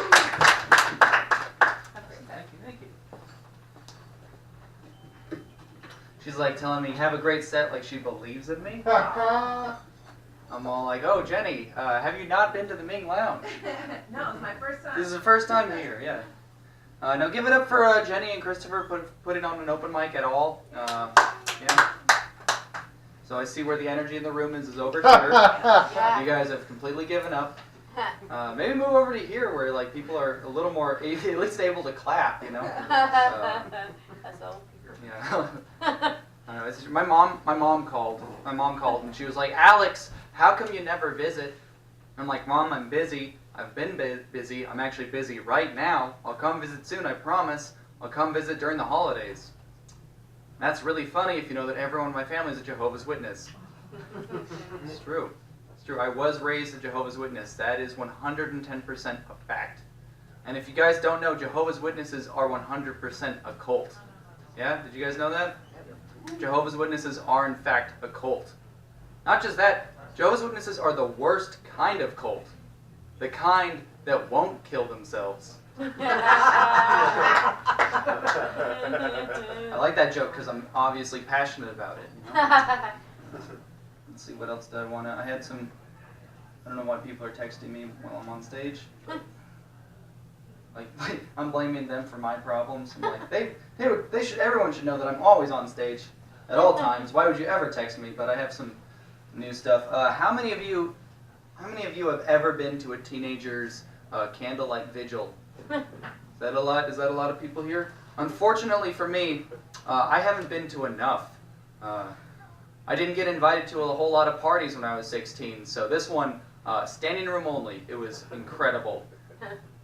I was at this teenager's candlelight vigil, and it was tough then because I didn't, everyone was crying, everyone was upset, and like I was upset too because at the time I didn't have a license, a car, or alcohol, and this guy had access to all three at once. So like obviously I was jealous, obviously very jealous, I know it was crazy though, because it's like it sucks because like right after that, his older brother stopped buying us all beer because he went to prison. Oh. All right, keep working on that one. But I like where it's going. I think if I can make dead teenagers funny, I can do anything. People like to try. People do this thing where they try to compliment me. Or no, I already fucked that up. People try to do this thing where they try to insult me. No one gives me compliments. I'm just blowing smoke up my ass. People try to do this thing where they try to insult me, but it'll sound like a compliment. Like when people are all like, "Oh, you look like Hitler's wet dream." This is something people literally say to me all the time, and every time it gets less original than the last. But yeah, people will be like, "Yeah, you look like Hitler's wet dream," and it's like, so what you're trying to say is that I had the power to seduce Hitler. I don't know why people are you guys are looking at me like this is weird, but I don't know why that's a negative. Because like if time travel is ever invented, I become the greatest asset into defeating Hitler. Like, because I'm all for killing Hitler, I just want to have sex with him first. Like a lot of like I know it's Portland, so a lot of people are very much like being gay isn't a choice, but it's like if you could choose anyone that could be turned gay. To save 6 million Jews, I feel like Hitler would be on the top of that list. So that's my Hitler material. Just how I want to. I'm sexy. Basically, I'm saying like I'm sexy enough to sleep with Hitler, and maybe prevent the Holocaust. This dick could maybe prevent the Holocaust. That's all. That's all I'm saying, you guys. Is that maybe this dick is so good. I could save like 6 million people, maybe a couple other gays on top of it. Yeah, you guys, no, you walked in at the right time, buddy.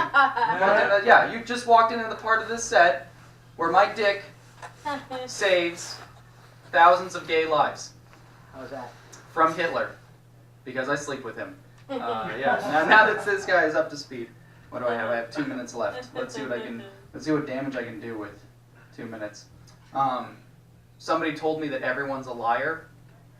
But then even more recently, somebody told me that all women are liars. And I know for a fact that is not true. Because a woman told me. And she's a liar. Okay. I think I'll close with that. Give it up for Jenny, you guys. Or Christopher Boatright. No, just give it up for Jenny. Just give it up for Jenny. Just keep doing it up for her. It's fine. You've all given it up on me a long time ago, and that's completely appropriate. Woo! Hitler stuff. Yeah. 6 million. I mean, as a Jew, I just think that number seems high to me. Around the holidays, it seems way high to me. Like, hey, really, like, couldn't you got a couple more in there? This is. Ooh, that was rough, right? Just a suggestion. Here's the thing, just a suggestion. Go ahead, I'm taking suggestions. That's what open mics are. We take suggestions from the audience. That's how this works.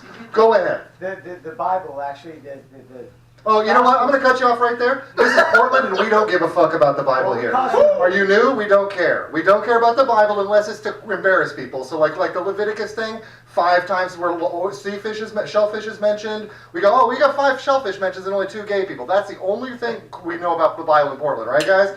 Is the inconsistencies. Well, and as a Jew, we got the original Bible. We didn't really clear you guys for that second one, anyways. We don't even like you calling it the Bible. The Bible means book. We're the people of the book. Okay, look it up. Edward G. Robinson had a whole spiel about it. You know, we're going to continue on with the show. We're going to bring up our next comedian, everybody. He's coming all the way from Great Britain, Mr. Patrick Thames. That's actually 10. It's actually pronounced The Mess, if you look at it on paper. I'm sorry, that's bad. That is a, So, how many people have messed up parents? Everybody, cool, yeah, no. Yeah, my mom's like the Michelangelo familial trauma, but I don't know, I'm gonna save that for another night. Yeah, no, mental health is, it's not a joke, it's not. But I wish I had schizophrenia. It's like a hall pass for life, you know? Like I feel like I just get away with so much stuff, but I don't have the self-esteem for it, you know? Like if dogs were to start telling me that I was the son of man, I think I would just I think be like, no, you have the wrong guy. And what a wonderful segue into all of this. I'm going to talk about possession. Because people would talk about me like I was possessed. And I was raised Pentecostal, and we had this really arbitrary way of telling whether or not people were possessed. And they would say, oh, if they can't say Jesus Christ is Lord, then they're possessed. And I'm like, that's a pretty fucked up way to figure out whether or not somebody's actually possessed, because if kitchen appliances turn on around them, and then they start listing off all of my sins in each corresponding date, with a voice that, despite coming from a 70-pound child, sounds like it could belong to Barry White. Maybe we're past the point of having to qualify whether or not somebody's demonically possessed? I don't know. Yeah, no, it's weird, because I wish that I could get out of other types of possession with that line. Like, if I were just hauling a key of coke down the highway and then I get pulled over, the police is like, what's that? And I'm just like, I know the password! And then I still go to jail because I resisted arrest. I don't know. I'm so lonely. This set was so much funnier in my head. Oh my god. I need to talk to people.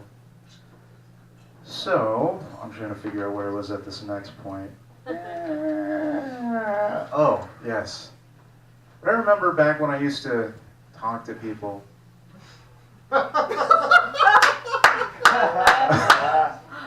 It was, like, cause like, I think it's just because I'm so, I don't know, like, it's not worth my time. Like, people are just they're willing to argue stupid shit with you, and like, it engages me too much, and then when you hurt their feelings, it's like, oh, I don't know. Anyways, I was going to talk about being a Christian, and I just feel like it's like, I fucked up. A Gentile. I think my favorite thing, though, is when people try and unconvince me or, like, deconvert me, because they'll say things like, my favorite is Jesus was gay. And I'm like, oh, you're probably right. After the resurrection, the first thing he does is he tells Thomas, I want to feel you inside of me. And he obliges. That is a solid 0 on the Kinsey scale. Oh. But yeah, no, I feel like it's easy being a 21st century Christian, because I don't have to deal with the Son of God touching my feet or having me eat him. It's just, I don't have the self-esteem for that. I'm sorry. And I knew this was going to happen. I was like, oh, I'm going to get to 7 minutes.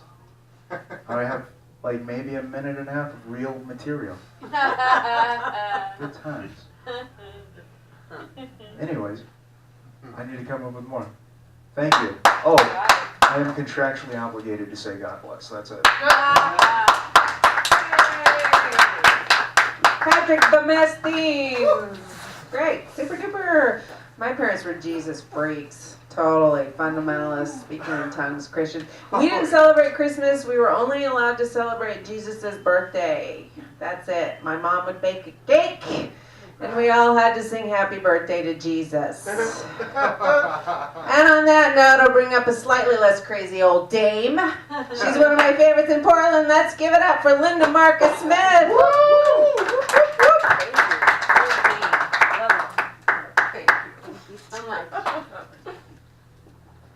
Hey guys, what's up? Woo!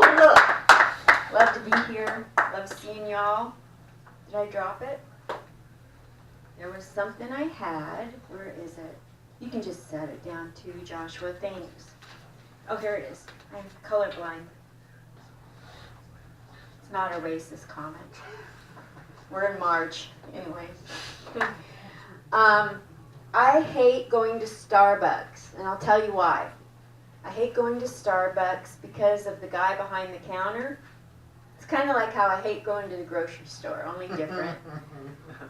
You know, I go in there and I want some coffee, and I have to explain it in their language. And I can't do that. I can't remember how to say it in their language. And really all I want is a cup of coffee and a really hard banana. What's the code for the bathroom today? So much for that one. I know what you're thinking when you're looking at me. How the hell old is that lady? Who let her in here? Is she old enough to drink? I'll get to that.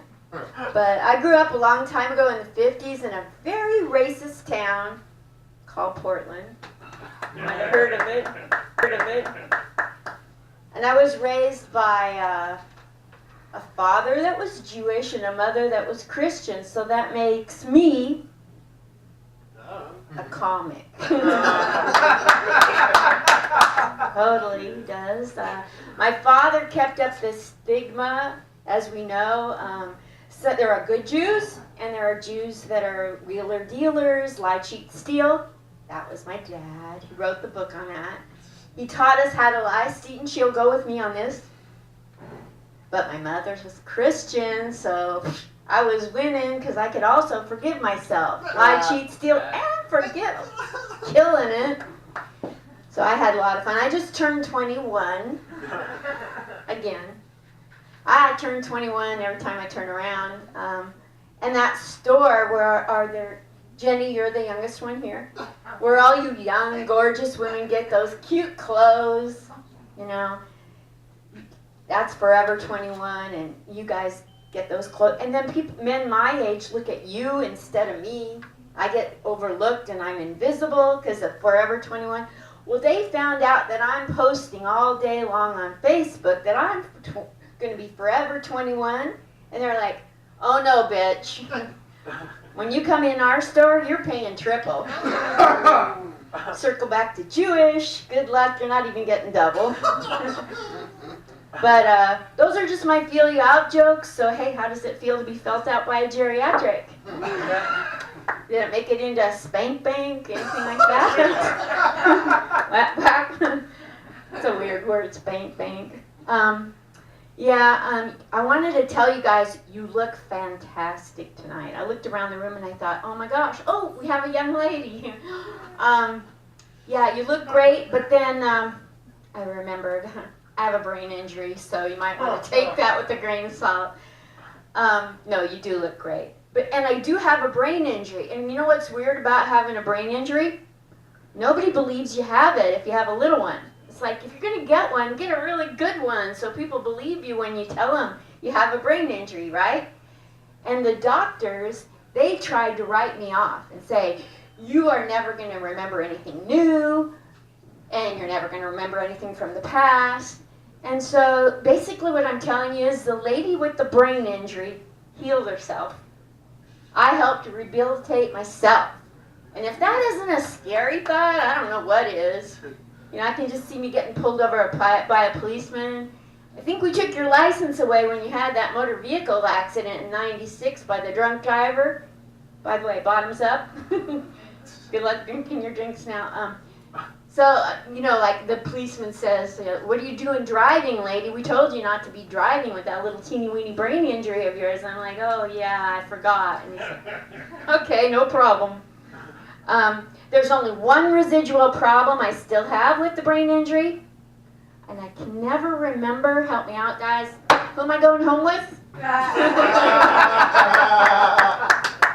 I don't want your sympathy just because I have a little teeny-weeny brain injury, because that's what my GoFundMe page is for. And I can tell from your reaction I'm getting no donations tonight, so it's a big go F me again. Thanks a lot, Ming Lounge.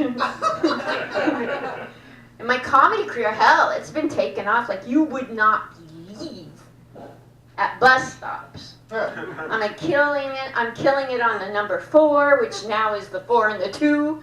That's a whole new thing for me to remember. But, I made up my mind that I wasn't, I like to get attention from men, okay? Can I do that at my age? Will you guys let me? I like to be noticed. Also, if I get ignored, I get worse. So when I get on the 4 bus, I'm not getting off till I get hit on 4 times. And this freaking Me Too movement, God bless the young people, because it's awesome what you're doing. We screwed up this world, you're fixing it. We were a part of the problem, my people, and we're not a part of the solution. But you know what is part of the solution for me? to get attention from men that don't want to give it to women anymore, I go out to 82nd and Powell and just strut my stuff. It's really working, yeah. I'm getting a lot of attention on 82nd and Powell. You gotta get all dressed up to go there. It works better if I tell the whole joke. So I do love going to Starbucks for that really hard banana. And I think Jenny laughed the loudest at it, so she gets the Starbucks card. Surprise! It's a $5 card. Yep. Let's keep it going for Linda Marcus Smith, everybody. I think, Linda, if I might offer a suggestion. Please. If you're feeling invisible, Yeah. maybe Take off my clothes. standing behind the chair, get out there, girl. Just seeing you, you're dressed up so nice. Yeah. I want to see you. I want to get you well lit in here one of these nights. Oh my goodness. I am so thrilled that you guys have come out this evening. Give it up for each other. Give it up for yourselves for sitting through it. We're down to our last 3 comedians, and you know what? Thank goodness, because I'm not feeling well. I don't know if you guys know this about me.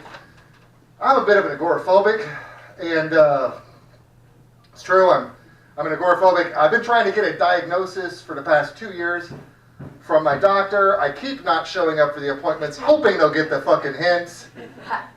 Medical care in this country, I swear to God. But you know who doesn't need medical care in this country?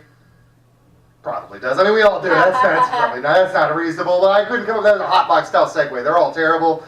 That's the signature. Let's give it up for your lovely, your talented, your beautiful, vivacious Kyle Adams. Yeah, Kyle.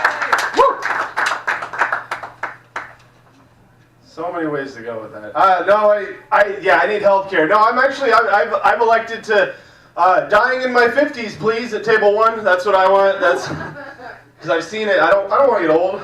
I'm sorry. I just don't. And also, do you have sideburns that don't connect to anything? Is that what is going on there? I thought Stone Cold Steve Austin was the only one who was allowed to have facial hair that didn't connect to anything. I don't know how that works. Wrestling is just improv for rednecks. You guys accepted that yet? Like that's yes, slam. That's right. That's what that is.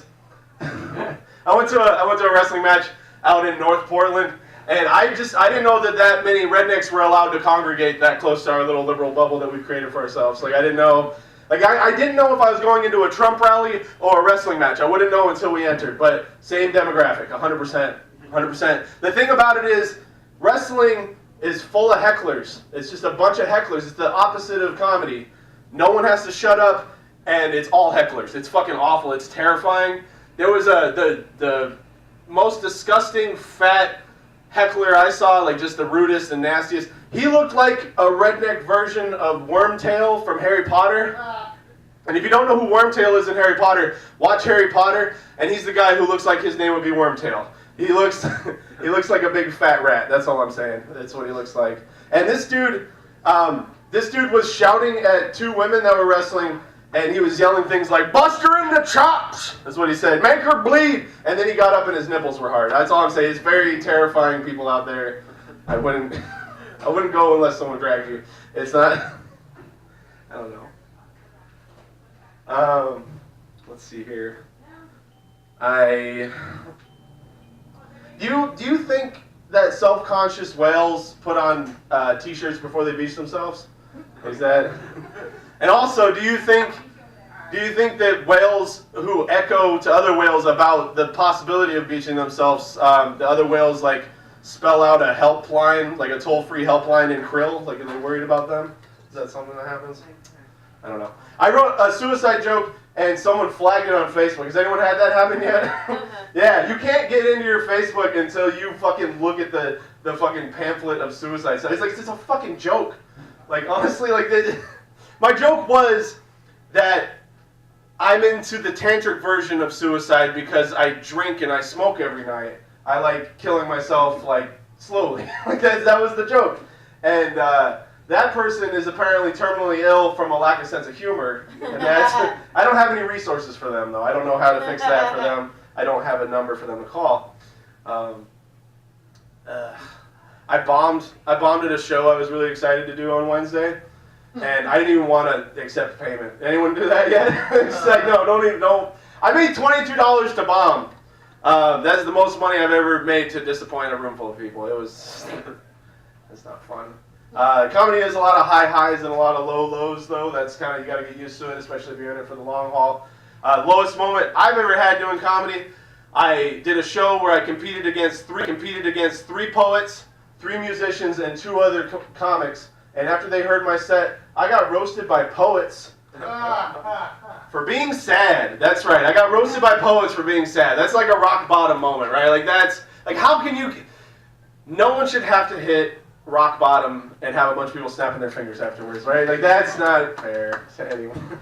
I did a show right before that where I walked 3 miles to someone's warehouse in North Portland and I bombed on their YouTube channel. Yeah, that's what I did. It was a bunch of hipsters in a brightly lit room, and comedy should be, this is a little too bright here, but it should be much darker. You don't want to see me. That's fucking gross.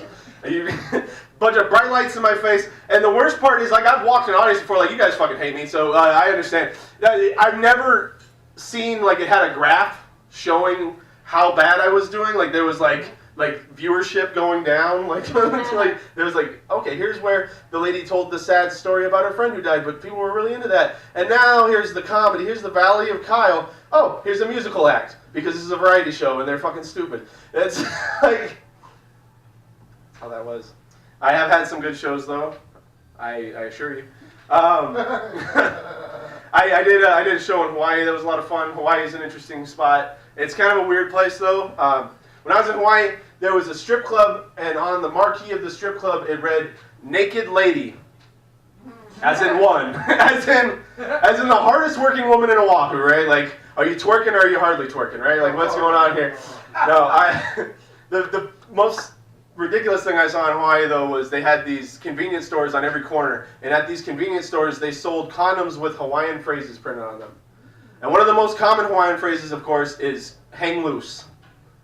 They printed "hang loose" on a condom. That's all I'm saying. You don't want a condom to hang loose, right? That's how really chill babies are made. That's how you fill the world with Tylers and Chads. You don't want to do that. Let's see. Should I punish you guys? All right. Fuck it. When I was 14, my mom died. Anyone else? Anyone else got a mom still? Huh? Not over here. Not over here. Not on this side of the room. If you got a mom still, you're a little baby. That's all I'm gonna say. Little baby that doesn't know what they're doing in their life. My mom died when I was 14, and I'm a child of the 90s. So I don't have religion. I've got nostalgia. That's all we got, right?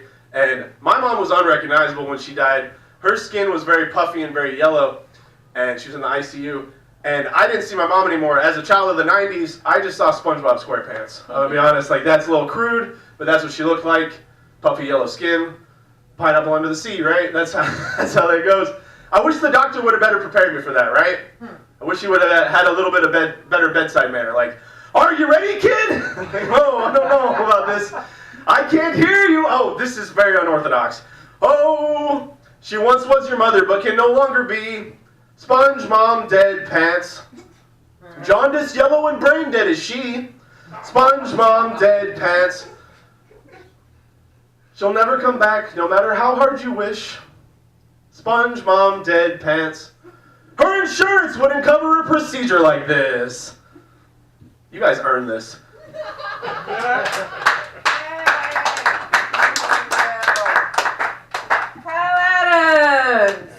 Laughing in the face of death and rocking a headband. Achoo, did you see that? Okay, we're down to our final 2. It's my pleasure to bring up our penultimate comic. Let's welcome Luke Maurer. Luke Maurer. Oh, hello. Nice to meet you. Welcome to your set. Hey, what's going on? Met a girl later today. That was good. Yeah, in the sense that I made the acquaintance of someone, female, of appropriate dating age. That's about. It was nice though, and we had a nice conversation. Like, we made it off talked about geeky shit, like a bunch of Star Trek and some Interstellar, and like black holes are awesome, and like the time we like listened to black holes smash into each other, that was pretty awesome. That happened 3 years ago. And then I just like don't know what to do from that point. It's like, gee, it would be awesome if we talked more another time, and like communication should happen in order to forward that possibility. But I don't know. Nice to hear again. It was a meetup, so who knows? I'm bad at this shit, is what I'm saying. I'm bad at it. I don't know. I sometimes think I should talk about things more topically in my comedy. Just make observations, and I can make lots of observations. Problem is, they're all about like things no one gives a shit about. Like I have so many opinions about programming languages, you guys. Like so many. Like C# is fucking overrated. Let me tell you. No, let me not tell you because you would walk. Oh man. Like Jesus. Can I qualify the names of enums I'm case switching on? God, no. Yeah. Genuinely mad about that. I don't know. I didn't know that I should be wearing a leather jacket. I probably shouldn't. I don't know. I'm still gonna. At this point, I'm just too stubborn. I don't know. It's the residue of my childhood in the late '90s. When, Michael Jackson was big. It was just like the coolest thing you could possibly have in the universe was a leather jacket. Like that's what the rich kid in my block had. And it was like, ooh, he's got a black leather jacket. Just be glad I left with hammer pants at home. That's all I'm saying. Be tragic. Yeah. Also, pogs were big back then. I do not understand my childhood. It was weird. I don't know. I do miss the 90s. The 90s were cool. 90s, like we had like some really weirdly like insurrectionist shit from movies, like The Matrix, like that, and Fight Club in the same year. That was crazy. Now, the edgy shit we have in our movies is like, let's kill half the people. And it's just like, no, that's not a good idea. Some people, way too many people have confused Thanos for the good guy. I don't know. Kill half the people. I don't know. Like I said, lots of opinions about things no one cares about. It's a problem. It's a real problem. I don't know. I know all this other has done something to me starting recently, I think, and that it's sort of seeped into my skin and made me kinky. That's just a thing. I didn't have to be wearing too much leather for too long. My problem is I'm still all like timid and shit. So like actually doing something kinky is proving to be hard. Actually exploring that. Like I can go to a kink event like where kinky things are happening around me, but then I'm just me still timid, surrounded by kinky things. That's not actually happening, doing anything for me. And then the weird part is that like I'm submissive. I don't want to do anything to someone else. I want someone else to do something to me like that. I want to get hit by some shit. That's some fun shit right there. It is fun. I only know it's fun though because I've gotten guys to do it to me because they've offered. Like that's the thing. You go to a guy might offer. I don't know. You might hope that if you went to like an event where like the men are submissives and there are lots of dominant women around, that the gender politics would reverse so that the guys wouldn't have to make the move. Sadly, no. Turns out gender politics still applies. And I don't know. You kind of end up with what I understand lesbians call the sheep problem. That like if you got a bunch of like guys that are real timid and women that still live in our society, and I've been told their whole lives not to make the first move. No one really wants to make a move. I don't know. I'll make that funny at some point, maybe. Opinions that don't matter. All right. I think I'll get out of here. Thanks, everyone.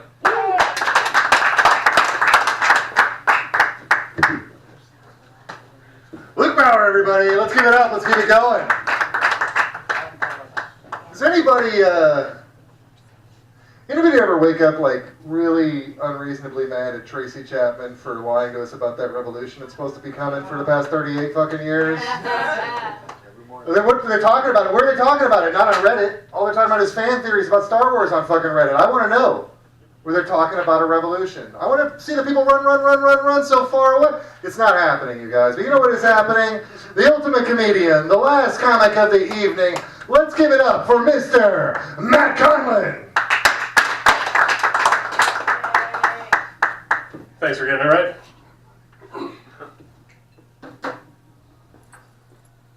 Had thousands of people say my name over the years. A lot of them get it wrong. It's Conlon. I don't know why that's so hard. Con, C-O-N, like to defraud. Lon, L-O-N, like almost long, but not quite. With that in mind, let me tell you some jokes about my penis. No, I'll skip those tonight. You guys having a good time tonight? I got people in the back. I didn't see either of you come up. Maybe you were here up earlier. Sorry, I missed you. I sat out in the bar for like a half an hour like an idiot. Just like waiting for somebody to come up and be like, all right, let's get this started. And then it was like 9:20 and I'm like, where the hell is everybody? I come back here. I thought this was a bathroom. And then I see all these people and I start hearing. I texted my wife. She was like, so where's this place you're going to tonight? And I said, oh, I don't know. It's just over there kind of near Chinatown. And then I get here, and I immediately text her, this looks like the kind of place the Gwai Lo lose their souls to Chinese demons that feed them opium and hookers. Like, it's fantastic. I immediately fell in love with it, and I am definitely coming back here during daylight hours when I am less scared. Are you having a good time? Yeah. Fantastic. Let's put a stop to that with a talk about toxic masculinity. I was raised Catholic and Irish, and solely by my mother, my grandmother, and my aunt, who presumably decided to intensely overcorrect to ensure that I grew up to be a man. And as a result, I cannot cry appropriately. When I see my cat do something adorable, like we had to put her in a baby's onesie to keep her from scratching, I almost exploded. I felt like I was going to make a noise completely inappropriate for a man. And my wife laughed at me intensely. One of the reasons I love her is because she will laugh at me. It's a rare thing. But she gives me a lot of stuff to laugh at too. For instance, in every long-term relationship, we've been married almost 20 years now, there's like an ebb and a flow. And when one partner's riding high, like we moved out here because she wanted to go back to college, it's cheaper to do that out here. She came out here, she got a $3 an hour raise, like right off the bat. I gave up a tenured teaching position to come out here with her, kind of a dream job teaching kindergarten. So that was sort of a dip for me and a rise for her. And when that happens, you communicate better, you talk and you tell each other, hey, some things that you normally do all the time that I don't have a problem with now irritate the hell out of me. So for instance, she would get out of work, I'd go to pick her up. She'd tell a long, rambling story about Carol Ann putting her lunch in front of hers, and then she couldn't find it at lunch and only had 10 minutes to eat it once she finally found it because Carol Ann didn't tell her that she moved the lunches. And I'm just like, get to the point. Yeah, Carol Ann's a bitch. Got it. Let's move on. So now she'll get in the car and she'll just be like, hey, I got a wife story for you. Blah, blah, blah, blah, blah. Carol Ann's a bitch. I'm like, thank you so much. But then I feel a little better. We're communicating, we're connecting again. And so she comes home and says, hey, I got another story for you. Blah, blah, blah. Carol Ann's a giant cunt. And I, feeling a little better, I'm like, oh, well, go on. She misinterprets this. She doesn't take it how I mean it. Oh, well, tell me the story, because clearly you're very upset. She's like, go on? I will. I hope Carol Ann goes to hell. And when Carol Ann gets there, I hope Satan skins her and shoves him up his beehole. And I was like, wow, that's really rough. And she said, I'm not done. First, I'm going to spend our life savings on enough baby oil so I can shove her fucking kids up there after her. And then I'm going to kill myself so I can go down there and remind him when he starts to poke her to twist. I said, wow. So, what happened? She's It's like, she put her goddamn lunch in front of mine in the refrigerator, and I only had 10 minutes to eat it.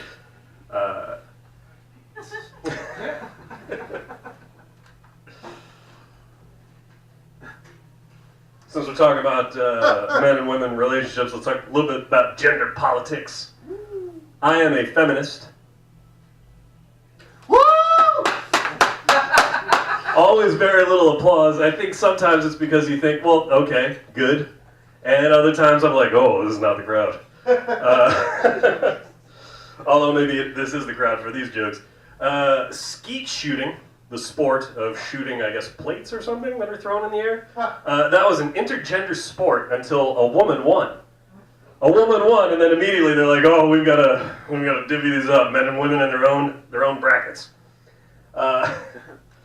Then women realized that chess championships were also organized in men's and women's leagues, and they thought, hey, that's not cool.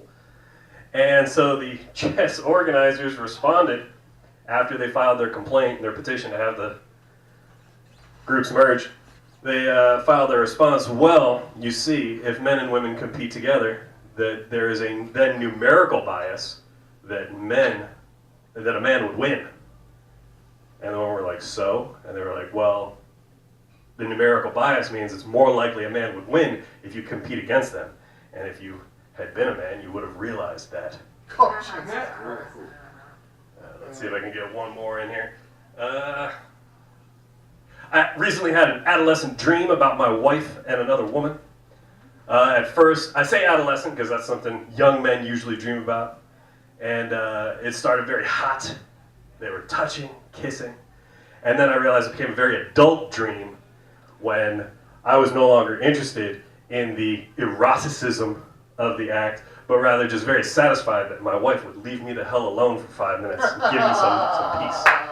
That is my time. Thank you so much. Make sure to tip your servers. Please clap for your hosts. Celebrate our time together, etc., etc. I have to run out and get back to my car. Thank you very much. Thank you, everybody. Oops, sorry. Thank you, everybody, for coming out to the HotBox. I am hot micing it all over the place tonight. Thank you, everybody, for coming out to the HotBox. I've been Christopher Boatright. Jenny Brown has been your fabulous co-host, been able to endure this shit. I do want to say, you know, if you can find a woman who switches from cunt to beehole in the same conversation, man, I've married you. Well, obviously, you put a ring on it. That is a keeper. You guys, you're all keepers, too. I want to thank everybody once again for coming out. See you again next week, unless I just give up. All right? Love you all. Peace. You guys were treasures.